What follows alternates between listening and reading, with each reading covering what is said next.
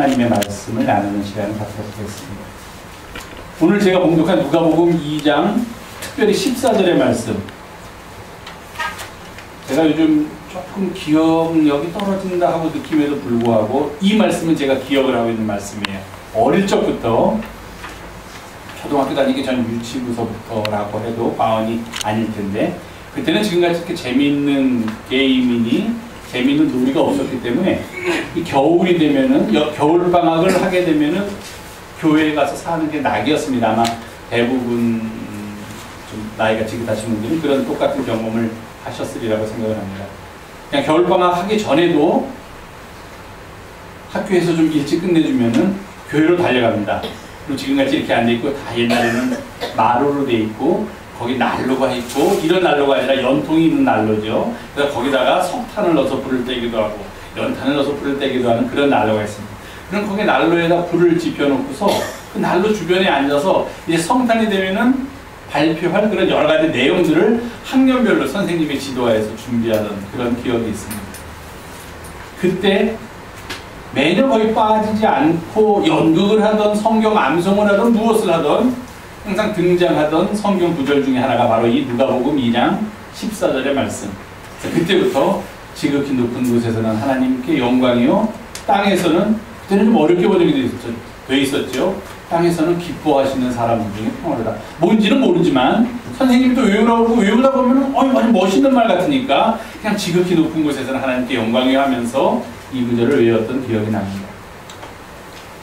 오늘 본문을 보니까 들에서 한밤중에 집에 가서 잠을 자지도 못하고 양을 찌는 목자들에게 하늘에서 천사가 내려왔다고 그랬습니다.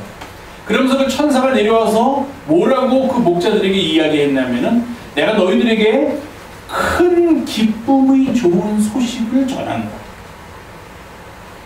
큰 소식을 전해도 좋은데 거기다가 기쁨의 소식까지 전해져서 큰 기쁨의 소식도 좋은데 큰 기쁨의 좋은 소식을 전한다. 천사가 이렇게 얘기했다고 합니다.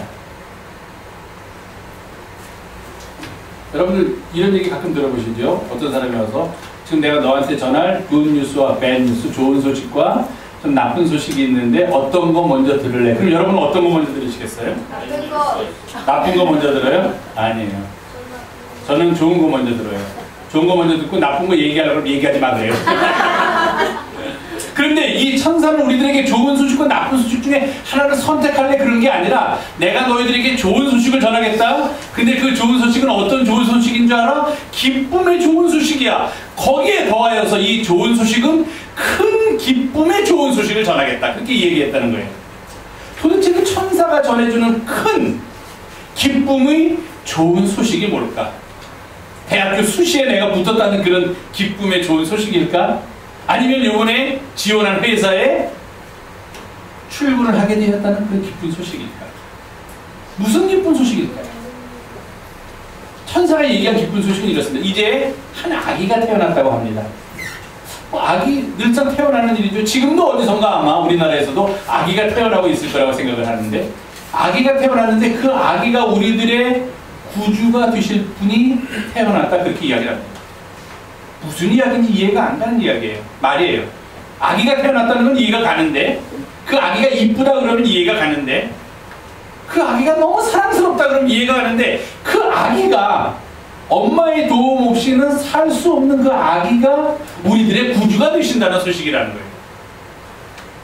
뭐 커서 좀 잘나게 변화되면은, 요즘 우리말로 해서 스펙을 많이 쌓아가지고서 뭐 공부도 많이 하고 인격도 좋고 뭐도 하고 뭐도 해서 우리 사람들이 부러워하는 모든 것을 갖춘 자리에 가면은, 그래서 한 40대 50대가 된 사람이라면 아, 저 사람을 내가 믿고 따를만 하지, 의지할만 하지, 그런 생각할 수 있는데, 이건 아주 갓난 아기예요. 아니 말도 못하는 아기. 엄마가 젖을 물려야지만 살 수 있는 아기가 우리들의 구주로서 이 땅에 오셨다는 소식을 전했습니다. 그러면서 그것을 큰 기쁨의 좋은 소식이라고 표현했어요. 이게 무슨 소리일까 하고서 천사들이 고개를 목자들이 고개를 갸우뚱 하는데 들려온 마지막 찬양 소리가 이겁니다. 지극히 높은 곳에서는 하나님께 영광이요, 땅에서는 하나님이 기뻐하신 사람들 중에 평안. 이 아기가 이 땅에 태어남으로 인해서 이러한 일이 이루어지기 때문에 이것이 큰 기쁨의 좋은 소식이 된다는 겁니다. 무슨 일이 이루어지기 때문에 하나님이 영광을 받으실 일이 일어난다는 겁니다. 이 땅에서. 하나님이 기뻐하는 일을 하면서 살아가는 사람들 중에는 지금까지는 평화로웠는지 그렇지 못했는지 알 수 없지만 이제부터는 하나님이 기뻐하시는 사람들 가운데 평화가 임하게 된다 하는 겁니다. 그렇기 때문에 이 아기의 탄생이야말로 이 땅에 전해지는 큰 기쁨의 좋은 소식이라고 천사들이 전해주고 있습니다. 이 아기가 태어나기 전에 아기가 태어날 것이라는 소식을 그의 어머니 마리아가 듣습니다. 깜짝 놀랄 일이죠. 나는 아직 사내를 알지 못하는데 제가 어떻게 아기를 낳을 수 있겠습니까? 그래도 그는 하나님의 말씀을 순종하면서 그 유명한 마리아의 찬가라고 우리가 이야기하는 그 하나님을 찬양하는 노래를 누가복음 1장에서 부르고 있습니다. 그 누가복음 1장에서 나오는 마리아의 찬가는 이제부터 태어날 아기가 어떤 일을 할 것인가 하는 것을 우리에게 상징적으로 보여주고 있으며, 그렇기 때문에 이 아기의 탄생이야말로 우리들에게 큰 기쁨의 좋은 소식이 되고 하나님께는 영광이 되는 일이요, 그리고 이 땅에서 하나님의 기뻐하심을 받으며 살아가는 사람들 가운데는 평화가 임한다는 것입니다. 그럼 마리아가 뭐라고 했는지 한번 들어보겠습니다. 그녀는 이렇게 말합니다. 능하신 이가 큰 일을 내게 행하셨으니 그 이름이 거룩하시며 그의 궁휼하심이 그를 두려워하는 모든 자들에게 대대로 이르는도다. 그의 팔로 힘을 보이사 마음의 생각이 교만한 사람들을 흩으셨고 권세 있는 자를 그 자리에서 내리치셨으며 비천한 자를 높이셨고 부자는 빈손으로 보내셨다. 이렇게 이야기를 합니다. 이것이 우리들에게 전해지는 큰 기쁨의 좋은 소식입니다. 만약에 그 아기가 태어나서 이제 자라서 그가 부유한 사람들과 함께 하면서 세상의 권력을 잡고 많은 사람들을 다스리는 그런 지배자의 위치에 오르게 될 것이다. 그는 가진 자의 편에 서서 힘이 없는 자들을 우습게 여기면서 그들을 지배하는 일에서 만족을 찾으며 살 것이다 라고 그렇게 마리아가 고백을 했다든지, 또는 천사들이 이야기했다면 그것은 절대로 그 아기의 탄생이 우리들에게 큰 기쁨의 좋은 소식이 될 수가 없습니다. 힘이 있는 사람들은 아무리 우리가 그 힘을 뺏으려고 해도 놓지 않으려고 합니다. 그런데 하나님께서 그의 아들을 보내셔서 그 힘 있는 자들에게 더 힘을 더해 주시기 위해서 그의 아들을 보내셨다라고 선포한다면 우리는 거기서 아무런 희망을 발견할 수 없다는 이야기입니다. 그것이 우리에게는 기쁨의 좋은 소식이 될 수 없다는 것입니다. 오히려 교만한 자들은 그 자리에서 흩으시고 힘이 있는 자들, 권세 가지고 있는 자들을 그 자리에서 내려오도록 하시고 낮은 자들, 약한 자들을 높이시기 위해서 주님께서 이 땅에 오셨다라고 선포하기 때문에 주님의 탄생이 우리에게 큰 기쁨의 좋은 소식이 될 수 있다는 겁니다.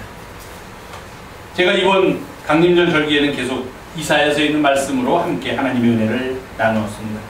이사야서 9장 메시아의 탄생에 대한 이야기를 보면 이렇게 얘기합니다. 이제 한 아기가 탄생할 것이라는 예언을 하면서 그 아기가 탄생하면 이런 일이 일어날 것이라고 얘기합니다. 무슨 일일까?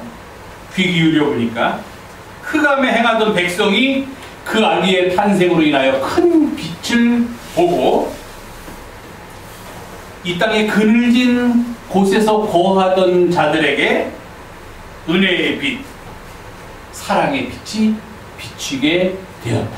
그렇게 이사야서는 백성들에게 새로 이 땅에 오실 메시아를 선포하면서 이야기하고 있습니다.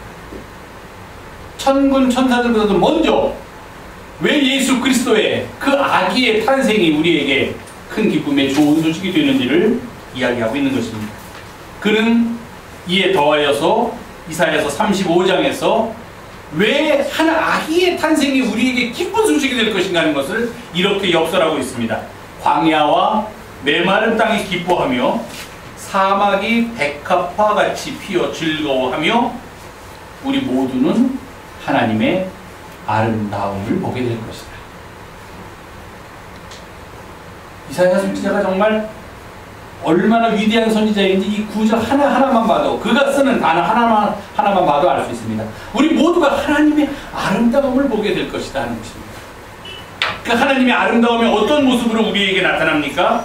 그때 맹인의 눈이 밝을 것이며 못 듣는 사람의 귀가 열릴 것이며 그때 다리를 저는 자는 사슴같이 뛸 것이며 말 못하는 자의 혀는 노래하리니 이는 광야에서 물이 솟겠고 사막에서 시내가 흐를 것입니다. 이렇게 이야기합니다. 이것이 바로 오늘 들에서 양을 치고 있던 목자들에게 천사가 나타나서 내가 너희들에게 이제 큰 기쁨의 좋은 소식을 전하노라 한 이유가 된다는 것입니다. 사랑하는 교회 여러분, 주님이 이 땅에 오시면 우리에게 큰 기쁨의 좋은 소식입니다. 왜 그것이 큰 기쁨의 좋은 소식인가? 세상은 존중하지 않는 사람들을, 세상은 들여다보려고 하지 않는 사람들을, 아니 세상은 무시하는 사람들을 주님께서는 오히려 더 사랑하시고 그들을 붙드시고 그들을 일으켜 주시기 때문입니다. 그래서 큰 기쁨의 좋은 소식입니다. 만약에 주님께서 오셔서 부자는 더 부자가 되게 하고 권력 가진 자들은 더 권력을 가지게 하고 권세 있는 자들은 계속 그 자리에 머무르게 하고 백성을 지배하게 하고, 마치 사무엘에게 우리에게 왕을 주십시오 하고 외친 이스라엘 백성들을 향하여 사무엘이 너희들에게 만약에 왕이 생기게 되면은 이러한 일이 너희들에게 일어날 것이라고 얘기했던 그런 일이 일어난다면 주님의 오심은 결코 우리에게 좋은 소식이 될 수가 없습니다. 굿 뉴스가 될 수가 없다는 이야기입니다. 그러나 거꾸로 이사야 선지자나 또는 이 천사나 우리들에게 전해주는 메시지의 핵심은 아기의 탄생이야말로 바로 가장 낮은 자와 함께 하시는 하나님의 모습을 우리에게 보여주는 것이다. 가장 약한 자와 함께 하시는 하나님의 모습을 우리에게 나타내는 것이다. 병든 자를 사랑하시고 그들을 낫게 해주시는 주님의 연민을 우리가 느끼게 되는 역사적인 사건이 이제부터 시작되는 것이다 라고 선포하기 때문에 그것이 우리에게 진정으로 큰 기쁨의 좋은 소식이 될 수 있다는 것입니다. 그래서 우리는 기쁨으로 이러한 일들이 우리 가운데서 일어나는 모습을 보면서 우리가 해야 할 일이 무엇입니까? 지극히 높은 곳에서는 하나님께 영광이 되는 일들이 이제 이 땅에서 막 시작되고 있습니다. 그 시작되는 일로 말미암아 때로는 상처받고 때로는 슬퍼하고 때로는 좌절하고 절망 중에 있는 사람들조차 희망을 얻고 이 땅에서 하나님이 기뻐하시는 사람들 가운데 임하는 평화를 누리게 됩니다. 그렇게 기도하며 감사할 수 있게 된다는 것입니다. 우리 바라기는 이제 2012년 오늘 성탄절입니다. 이 성탄의 소식이 그저 함께 모여서 즐거움만 나누는 그런 성탄절이 아니라 정말로 우리들의 삶 속에, 우리들의 믿음 속에 큰 기쁨의 좋은 소식이 되는 날이 되기를 부탁드립니다. 그 일을 위해서 우리가 주님께서 이 땅에 오셔서 일어날 그 많은 일들이 이제 막 문이 열리면서 시작됩니다.